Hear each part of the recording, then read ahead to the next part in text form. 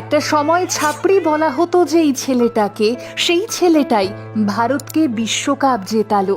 আর তারপর পিতৃসম কোচ রাহুল দ্রাবিড়ের কাঁধে মুখ গুজে এক নাগারে শুধু কেঁদে চলল।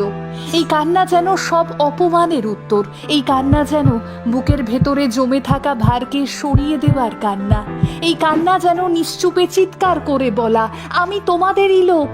যাকে মাত্রা ছাড়া ট্রোল করা হয়েছিল আইপিএলে, পুকুর দৌড়লেও যার নাম ধরে ডেকে বু করেছিল একদল মানুষ, সেই ছেলেটাই আজ বিশ্বকাপ জয়ের অন্যতম নায়ক। গোটা দেশের মানুষ যখন বিপক্ষে, কাছের মানুষ, নিজের স্ত্রী যখন হাতটা ছেড়ে দিয়েছে, যখন গোটা পৃথিবীটাই শূন্য মনে হয়েছে চারপাশে, ঠিক তখনই ঘুরে দাঁড়িয়ে জবাব দিল ছেলেটা। সেদিনের ছাপড়ি আজ হয়ে উঠল ম্যাচ জয়ের অন্যতম নায়ক। এই জয় দিয়ে সমস্ত খারাপ কথার তীরে যতটা রক্তাক্ত হয়েছিলেন তারই মলম দিলেন নিজেকে। সমালোচনার তীরে এত বিদ্ধ হয়েছেন যে গতকাল জয়ের পর আর নিজেকে ধরে রাখতে পারলেন না, হয়তো চেষ্টাও করলেন না, অঝরে কাঁদলেন শুধু।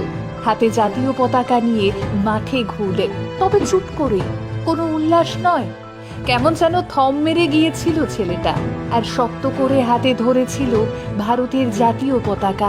যেই ছেলেটা দেশের হয়ে এভাবে লড়ে গেল, আপনি তাকে ছাপড়ি বললেও আজ তার কিচ্ছু যায় আসে না।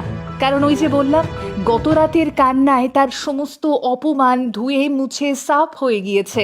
এ যেন এক নতুন জন্ম, এ এক নতুন হাদিকের জন্ম। আইপিএলে লাগাতার হারে সমর্থকদের ভৎসনার মুখে পড়েছেন।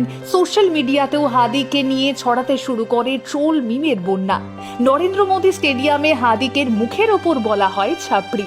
সেই ভিডিও ভাইরাল হয়ে যায় রাতারাতি। স্ত্রীর সঙ্গে বিবাহ বিচ্ছেদের খবর ছড়ায় দাবানলের মতো। স্থির হয়েছিলেন, একের পর এক ঢেউ এসেছে, পাথর হওয়া মন নিয়ে সেই ঢেউয়ের আঘাতগুলো সামলেছেন, অপেক্ষা করেছেন একটা সুযোগের, আর অবশেষে সুযোগটা এলো, জবাবটাও দিলেন হাদিক।